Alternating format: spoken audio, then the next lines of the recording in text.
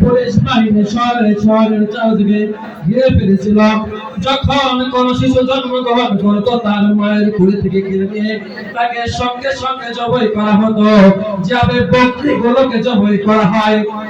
যখন হযরত মূসা জন্মগ্রহণ করলেন তখন আল্লাহ তাআলা ওহির মাধ্যমে মূসার মাকে জানিয়ে দিলেন, ওহে মূসার মা, তুমি তোমার শিশুকে নির্দিষ্ট সময় পর্যন্ত দুধ পান করতে থাকো। যখন বিপদের আশঙ্কা করবা তখন একটা বাক্সের মধ্যে ছেড়ে দিবা।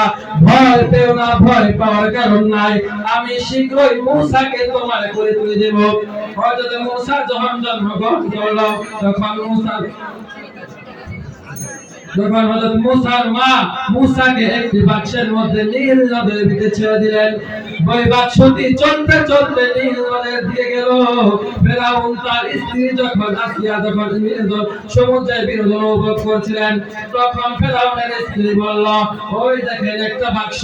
ফেরাউন বলল, এটা তো বাক্স না, এই নীল নদের দিকে কিভাবে বাক্স আসবে? তখন ফেরাউনের আখির দাওয়ানা আলহামদুলিল্লাহি রাব্বিল আলামিন।